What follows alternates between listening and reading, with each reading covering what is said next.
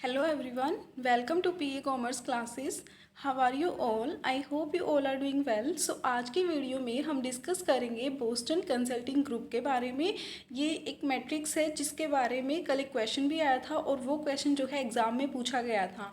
अब इस टॉपिक से जो है या तो ये पूछा जाता है कि जो BCG मैट्रिक्स है वो उसके फाउंडर कौन है, किसने दिया था, किस ईयर में दिया था, या फिर ये किस तरीके की मैट्रिक्स है और कौन से लेवल पर कैश का होता है, क्वेश्चन मार्क होता है, ये एग्ज़ाम में पूछा जाता है। सो इसको आगे स्टडी करते हैं। बोस्टन कंसल्टिंग ग्रुप मैट्रिक्स है क्या, इसके फाउंडर कौन है। ये दिया था ब्रूस डी हेंडरसन ने दिया था, 1970s में दिया था।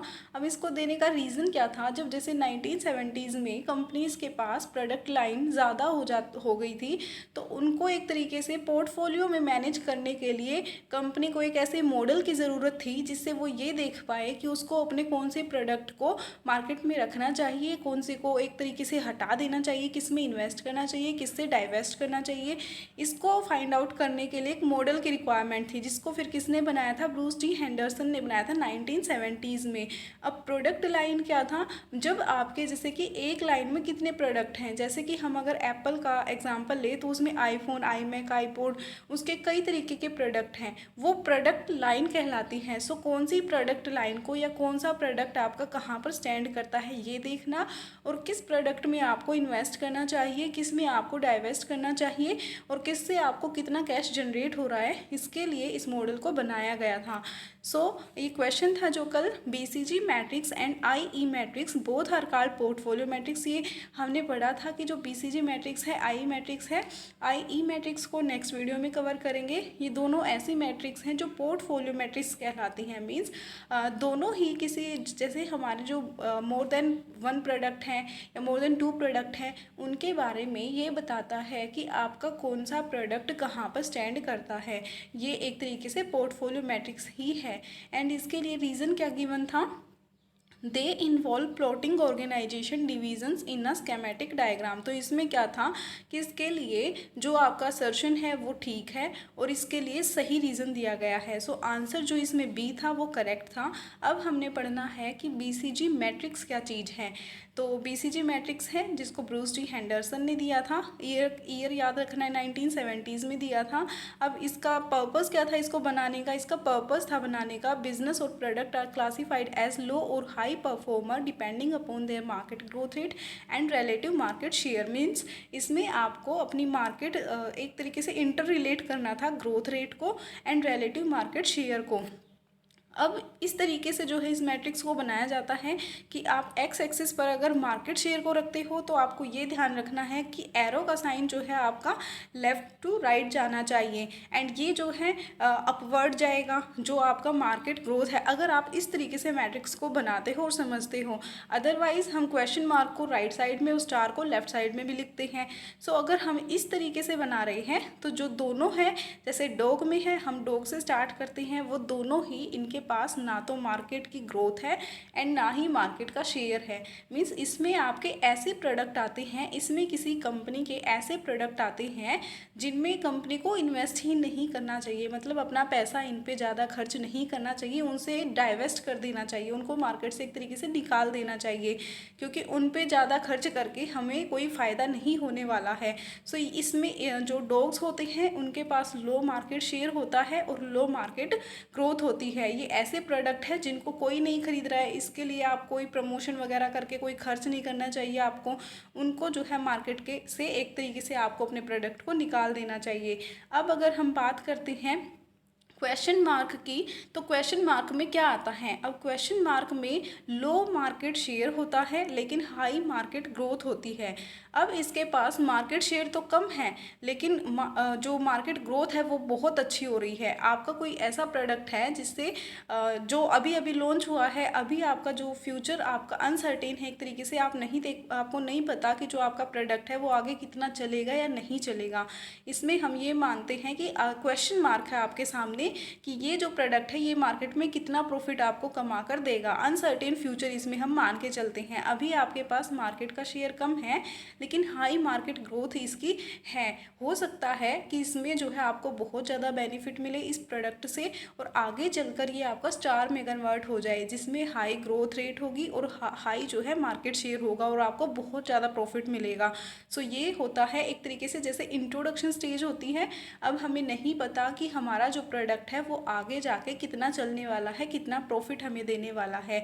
एंड डॉग में कौन सी स्टेज आएगी? डॉग में आती है डिक्लाइनिंग स्टेज। इसको हम डी से याद रख सकते हैं, डिक्लाइनिंग से डॉग स्टेज या डॉग से डिक्लाइनिंग स्टेज। एग्जाम में ऐसे भी रिलेट करके पूछा जा सकता है कि जो डॉग स्टेज होती है उसको आप प्रोडक्ट लाइफ साइकिल में किससे रिलेट करोगे। सो डॉग जो है वो डिक्लाइन से होता है और जो क्वेश्चन मार्क है जिसमें फ्यूचर एक तरीके से अनसर्टेन है आपके सामने, वो होता है हमारा इंट्रोडक्शन स्टेज पर। एंड अब बात करते हैं स्टार्स क्या हैं। स्टार होते हैं सबसे अच्छा जो प्रोडक्ट आपको उसके पास मार्केट शेयर भी अच्छा है एंड मार्केट की ग्रोथ रेट भी अच्छी है। आपको वहाँ से वो प्रोडक्ट आपका बहुत ज़्यादा सेल हो रहा है, उससे आपको बहुत ज़्यादा प्रॉफिट हो रहा है। तो जो स्टार पे जो आपके प्रोडक्ट है वो एक बहुत अच्छे जो है उसकी सेल चल रही है, उसकी आपको कोई टेंशन नहीं है, वो प्रोडक्ट हमारे स्टार्स में आते हैं। एंड कैश काउ में क्या होता है? कैश काउ में हाई मार्केट शेयर होता है। आपके पास मार्केट शेयर तो बहुत ज़्यादा है लेकिन जो मार्केट की ग्रोथ है वो आपके पास कम है। अब इस सिचुएशन में क्या होगा कि आपके जो कुछ प्रोडक्ट है वो बहुत अच्छे से आपको प्रॉफिट दे रही हैं लेकिन आपके पास मार्केट का जो मार्केट ग्रोथ है वो कम है। तो ऐसे सिचुएशन में आप एज अ कंपनी क्या करोगे? जो कैश आपको यहाँ पर जनरेट हो रहा है उस कैश को आप क्वेश्चन मार्क में लगा सकते हो, मीन्स उन प्रोडक्ट में लगा सकते हो जिनमें आपके बेनिफिट होने के चांसेस हैं। ये तो आगे चल के क्या होगा अगर आप इस पैसे को, जो कैश आपको यहाँ से मिल रहा है कैश काउ से, एज अ कंपनी आपको जो कैश जनरेट हो रहा है उसको आप क्वेश्चन मार्क में लगाओगे। क्वेश्चन मार्क में लगाने के बाद वो प्रोडक्ट भी अच्छा बेनिफिट, अच्छा प्रॉफिट कमाएंगे और बाद में वो भी क्या है, स्टार बन जाएंगे। अब हर एक कंपनी क्या चाहती है, जो भी उसके प्रोडक्ट है, जो भी उसकी प्रोडक्ट लाइन है, वो सभी जो है स्टार बने, मीन्स ज़्यादा से ज़्यादा प्रॉफिट वो अर्न करे। लेकिन ऐसा होगा नहीं, इसके लिए उनको कोई तो मॉडल, कोई तो स्ट्रेटजी फॉलो करनी पड़ेगी। सो सभी में तो पैसा इतना ज़्यादा इन्वेस्ट नहीं किया जा सकता। अब कैश काउ में जिन प्रोडक्ट से आपको पैसा मिल रहा है उस पैसे को आप इन्वेस्ट किस में करोगे? क्वेश्चन मार्क के प्रोडक्ट में। आगे चल के वो क्या बन जाएंगे? स्टार बन जाएंगे। एंड डॉग के लिए क्या माना जाता है, ये आपको कोई बेनिफिट नहीं दे रहे, इनसे जो है आपको डाइवेस्ट कर देना चाहिए, इनमें अपना पैसा जो है वो वेस्ट नहीं करना चाहिए। इसको एग्जाम्पल के थ्रू समझेंगे। अब अगर प्रोडक्ट लाइफ साइकिल में देखें तो जो क्वेश्चन मार्क होता है इसमें फ्यूचर अनसर्टेन होता है। तो इंट्रोडक्शन स्टेज में क्या आता है? Question mark. ग्रोथ में क्या आता है? आपके स्टार आते हैं। मैच्योरिटी में क्या आता है? कैश काउ आती है। क्योंकि देखो हमने मैच्योरिटी में पढ़ा था कि सेल्स जो है ना वो आपकी डाउन होने लगती हैं और आपको ज़्यादा से ज़्यादा प्रमोशन करना पड़ता है। सेम अगर आपको कैश काउ में आपको कैश जनरेट हो रहा है लेकिन आपके पास जो मार्केट शेयर है, ग्रोथ रेट है वो कम है। एंड डिक्लाइन में दोनों ही चीज़ें कम है, ना आपके पास ग्रोथ रेट अच्छी है ना आपका मार्केट शेयर अच्छा है। ऐसे में आपको क्या करना चाहिए? डाइवेस्ट कर देना चाहिए। अब जो है स्टार में हमने पढ़ा high growth, high market share है, दोनों चीज़ें अच्छी हैं।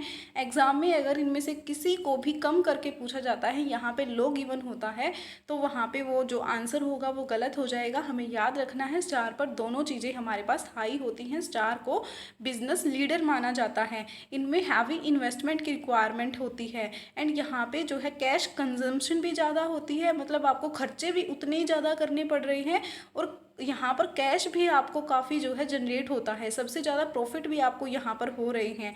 एंड हम यहाँ पे ये मानते हैं कि जो आपके स्टार हैं वो आगे चलकर अगर आपका प्रोडक्ट मार्केट में अच्छा चला रहता है तो स्टार पर रहेगा, और अगर उसका मार्केट जो ग्रोथ रेट होती है वो कम होने लगती है तो वो आगे चल के कैश काउ में कन्वर्ट हो जाएगा।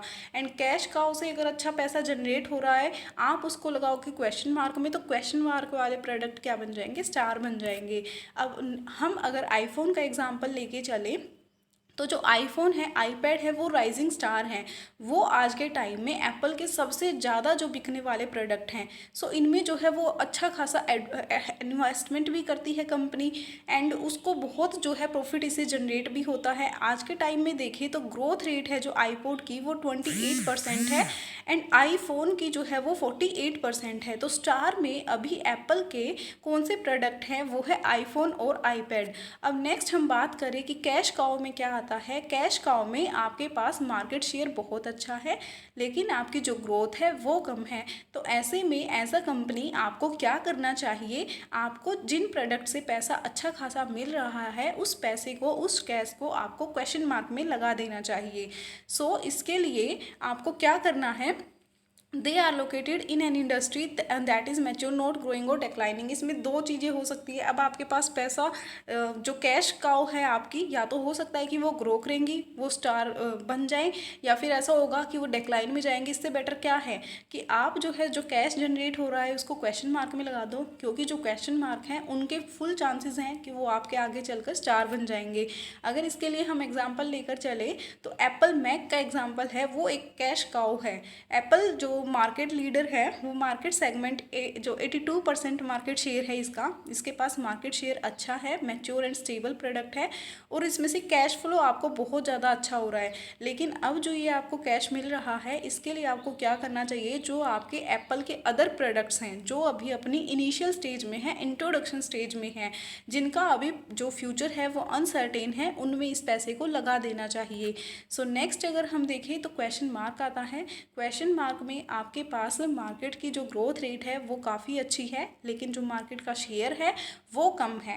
अब इसमें आपको क्या करना चाहिए, आपको पैसे की ज़रूरत है लगाने के लिए, इन्वेस्टमेंट के लिए आपको पैसे की ज़रूरत है, जो आपको कहाँ से मिलेगा, कैश काउस से मिलेगा। अब यहाँ से आप पैसा लोगे, इसमें लगाओगे, तो आगे चलकर जो आपके क्वेश्चन मार्क हैं वो स्टार बन सकते हैं, अदरवाइज़ वो किस में चले जाएंगे, वो डॉग में चले जाएंगे। अब इसके लिए अगर हम एग्जांपल लें, जो टीवी है, एप्पल स्मार्ट वॉचेज़ हैं, वो क्वेश्चन मार्क में कंसीडर की जाती हैं, क्योंकि अभी जो है इनकी सेल इतनी ज़्यादा नहीं है, ये अभी इतना बेनिफिट प्रॉफिट नहीं कमा रही हैं।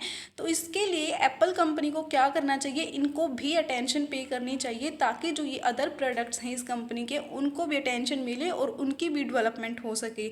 So few of this product have not earn much money with its uniqueness, कि ऐसा नहीं है कि एप्पल के जितने भी प्रोडक्ट्स हैं वो बिल्कुल सेम स्टार पर चल रही हैं, सारे एक जैसे बिकते हैं।